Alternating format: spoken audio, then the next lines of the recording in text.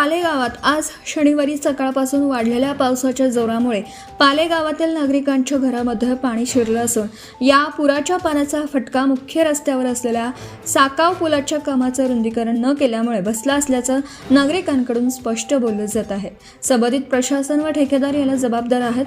प्रशासनाच्या व ठेकेदारांच्या निष्काळजीपणामुळे पुराच्या पाण्याचं संकट ओढावलं असल्याची संतप्त प्रतिक्रिया नागरिकांकडून व्यक्त केली जात आहे। दरम्यान गावातील तरुणाईने पुराच्या पाण्यामुळे नदीचे स्वरूप प्राप्त झालेल्या पाण्यात होडी चालवून मनसोक्त जलविहाराचा आनंद घेतला।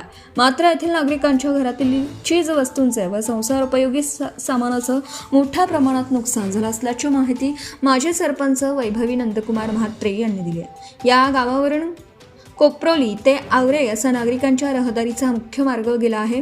या मार्गाचे काम येथील स्थानिक ठेकेदारांनी केलं आहे। मात्र या रस्त्यावरील पाणी जाण्याचा साकाव पूल हा अरुंद असल्यामुळे येथील डोंगर माथ्यावरून पावसाळ्यात येणारा नैसर्गिक झऱ्याच्या पाण्याचा या अरुंद साकावमधून व्यवस्थितरित्या निचरा होत नसल्यामुळे परिसरातील सखल भागात पाणी तुंबून हे पुराचे पाणी गावातील नागरिकांच्या घरामध्ये घुसलं आहे।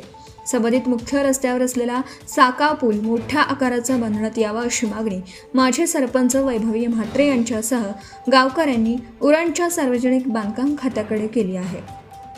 याबाबत सार्वजनिक बांधकाम खात्याचे नरेश पवार यांना लेखी निवेदन दिलं होतं। मात्र अपेक्षित असलेल्या या साकाव पुलाचे बांधकाम मोठ्या आकाराचे न केल्यामुळे पाणी तुंबून सखल भागात मोठ्या प्रमाणात पाणी साचलं आहे। त्यामुळे येथील नागरिकांना पुराच्या पाण्याचा मोठा फटका बसला आहे। नागरिकांना बाहेर पडणं अवघड झालं आहे। संबंधित प्रशासन व ठेकेदार यांना याबाबत जबाबदार धरलं जात आहे। आपला महाराष्ट्र 24 साठी दत्तात्रय म्हात्रे, पाले।